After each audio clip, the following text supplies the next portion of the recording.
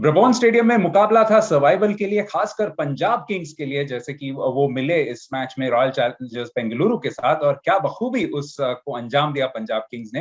Welcome to ESPN cricket for टी20 Time Out Hindi, जहां पे हमारे साथ जुड़ रहे हैं पूर्व भारतीय टेस्ट क्रिकेटर आकाश चोपड़ा। आकाश, सही मायने में कहा जाए तो पंजाब किंग्स के लिए एक परफेक्ट गेम, अगर आप टॉस से भी देखें या टॉस से पहले टीम के चयन को देखें, उसके बाद बल्लेबाजी को देखें, उसके बाद गेंदबाजी को देखें, इससे शायद ही बेहतर पंजाब इस सीजन में खेला।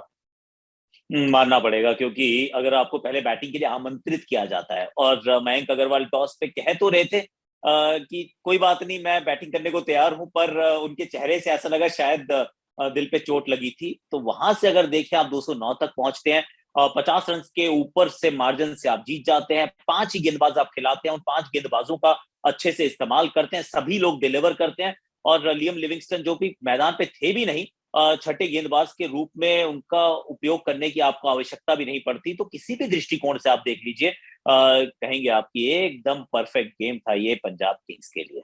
जी हाँ, बल्लेबाजी की भी बात करेंगे, लेकिन पहले गेंदबाजी की बात कर रहे थे। आपने टच अपॉन भी किया कि बहुत अनुशासित गेंदबाजी देखने को मिली, और ऐसा लगा आकाश कि बिल्कुल परिस्थितियों के अनुसार उन्होंने अपनी गेंदबाजी को इस मैच में ढाला, इस पिच पे ढाला। थोड़ी धीमी गेंदों का बहुत अच्छा उपयोग किया, और फील्डिंग बहुत बढ़िया थी। फील्डिंग एकदम टॉप क्लास थी, जितने मौके आए उनको उन्होंने बनाया अच्छे से लपके।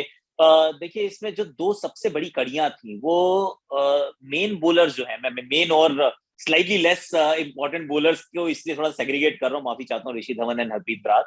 पर इनकी जो गेंदबाजी के जो स्तंभ हैं वो है कहिसो रबाडा, अर्शदीप सिंह और राहुल चाहर। अब इनके 12 ओवर की आपको ज्यादा चिंता नहीं रहती है। तो ये 12 तो वैसे अगर आप देखेंगे पिछले 12 मुकाबलों में कम से कम 10 में आप पाएंगे इन सब ने ठीक ठीक काम किया होगा, लेकिन समस्या होती थी बाकी के 8 ओवर्स की। अब यहाँ पे तो आपने हरप्रीत बरार को इतने समय के बाद खिलाया, और उनका क्योंकि आरसीबी के सामने मैचअप बहुत अच्छा था इसलिए आपने उनको खिलाया।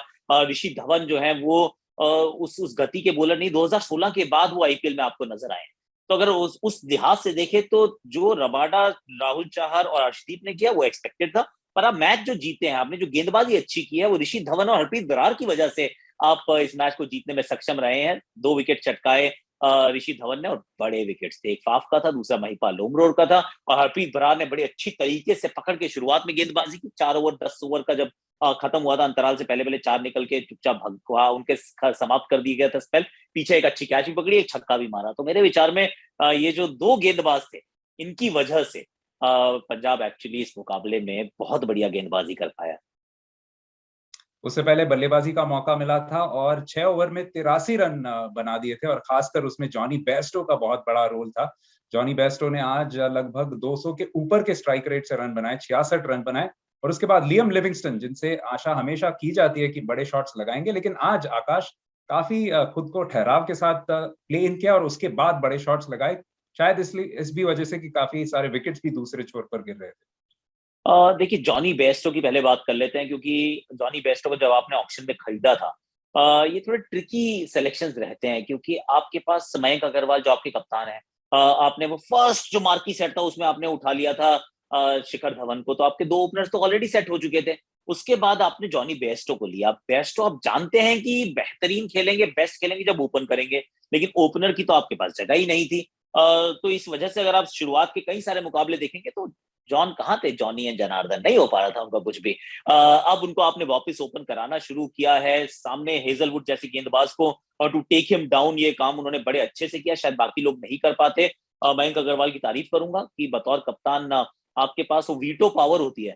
आप कह सकते हैं कि नहीं जी ठीक है, अब केन विलियमसन कर रहे हैं ना ओपन, कोई कह तो नहीं सकता उनको कि आप नीचे चले जाइए। पर मयंक अग्रवाल पिछले कुछ मुकाबलों से नीचे चले गए हैं, और इस बार तो और भी नीचे चले गए थे, जो सही काम था। तो वो एक इंपॉर्टेंट कड़ी थी जिसमें बेस्टो ने बड़ा अच्छा किया, और लियम लिविंगस्टन ने, ये हमें तो क्या बताया लेकिन पंजाब को जरूर सिखाया कि मुझे अपना गेंदे दीजिए खेलने के लिए। 6.2 ओवर में गिर गया था विकेट भनुका राजपक्षा का, और वहां पे आपने इनको भेज दिया। अब पिछले मुकाबले में 12वें ओवर में या 11वें या 12वें ओवर में 11वां ओवर में विकेट गिरा था, आपने इनको नहीं भेजा था। आपने इनको कुल 15 बॉलें खेलने को दी थी, तो फिर जो 15 बॉलें खेलेगा दिव्यान, उसके पास क्या ऑप्शन है? आओ और लप्पा मारो, कोशिश करो हर गेंद को छक्का मारने की। लेकिन अगर उसी खिलाड़ी को आप कहते हैं कि चलिए आपके पास 13 ओवर है बैटिंग करने के लिए, तो फिर वो अपने आप को थोड़ा समय भी देते हैं, अंत तक खड़े भी रहते हैं और एक अलग तरीके की पारी भी खेलते हैं। तो ये तारीफ योग्य बात है, और ये थोड़ा लेसन है कि अगर 10-12 करोड़ में आप एक मिडिल ऑर्डर बैटर को खरीदते हैं, तो उनको फिनिशर के रूप में मतलब उनको मत कीजिए, उनको मिडिल ऑर्डर के रूप में रहने दीजिए। रॉयल चैलेंजर्स बेंगलुरु की शायद एक पॉजिटिव इस मैच में थी उनकी मिडिल ओवर्स की बॉलिंग, क्योंकि जिस तरह की गेंदबाजी शुरुआत की थी ऐसा लग रहा था कि शायद पंजाब 220 या 240 तक पहुंच जाएगी, लेकिन मिडिल ओवर्स में खासकर वनिंदु हसरंगा ने बहुत इंप्रेसिव गेंदबाजी की।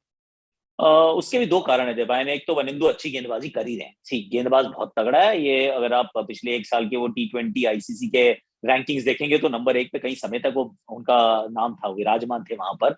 अच्छी गेंदबाजी करते हैं, पिछले मैच में 5 विकेट चटकाई थी, तो उनसे अच्छी गेंदबाजी की उम्मीद करना तो बिल्कुल सही है कि एक टप्पे पे तो बॉल वो डालने वाले हैं। एक तरफ मैदान ये ब्रेबॉन का ठीक ठाक बड़ा है।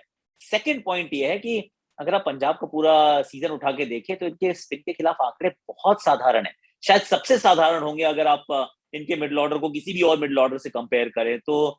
ये डबल वैमी थी कि एक तो वनिंदु गेंदबाज अच्छे हैं और दूसरा इस टीम का स्पिन के खिलाफ प्रदर्शन बहुत साधारण रहा है पूरे टूर्नामेंट में। और बात हमें देवायन करनी चाहिए हर्षल पटेल की भी, क्योंकि इस साल उतना जबरदस्त नहीं रहा है। वो पर्पल पटेल नहीं है, पर्पल कैप नहीं है, पर जिस तरीके से उन्होंने गेंदबाजी की, और टू बी फेयर ये 220 हो सकता था अगर वो आखिरी ओवर में 4 रन ना देते तो। 4 विकेट आखिरी ओवर में 4 रन, तो हर्षल ने तो वो सब कुछ किया जिसकी उनसे भी उम्मीद थी। तो वनिंदु और हर्षल पटेल ये इस टीम के सबसे बेहतरीन गेंदबाज जरूर रहे। चलिए इस मैच के बाद अंक तालिका पर नजर डालते हैं, क्योंकि यहाँ पे एक बहुत रोचक डेवलपमेंट ये है कि अब सिर्फ एक मैच बचा हुआ है आरसीबी के पास, 14 ही अंक हैं। गुजरात टाइटंस के साथ आखिरी मुकाबला होगा, वो अगले हफ्ते होगा, तो इसके बाद उनके किस्मत में शायद जो भी है वो शायद नहीं रहेगा उनके हाथों में उनकी किस्मत। और दूसरी तरफ पंजाब किंग्स ने इस जीत के साथ 12 अंक हासिल कर लिए हैं, दिल्ली कैपिटल्स के बस पीछे हैं। नेट रन रेट का सवाल है और दोनों टीम्स का मुकाबला है अगले हफ्ते, तो काफी काफी रोचक दिन आने वाले हैं आकाश, जिसकी उम्मीद की जा सकती है समर्थकों के लिए।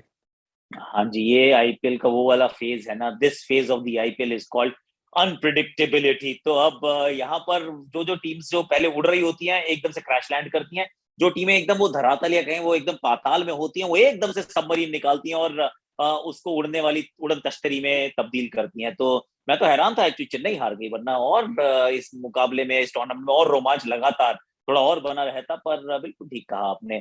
क्या पंजाब दोबारा कर सकती है? क्या 2 लगातार मुकाबले जीत सकती है? इस टूर्नामेंट में एक बार भी ऐसा काम नहीं किया है।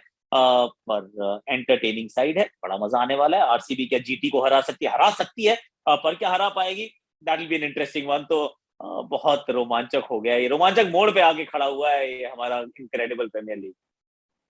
जी हाँ, और इस इनक्रेडिबल प्रीमियर लीग में हाल ऐसा है कि आरसीबी अगर आखिरी मैच जीत भी जाए तो चूंकि उनका नेट रन रेट काफी सफर कर चुका है आज, तो उनके लिए फिर भी क्वालिफिकेशन काफी मुश्किल बन सकती है। तो आज के इस बड़े जीत के साथ पंजाब किंग्स ने खुद को जीवित रखा है। अभी हमारे साथ जुड़ते रहिए ESPN cricket Info T20 time Out Hindi पे। आपका बहुत बहुत शुक्रिया आकाश।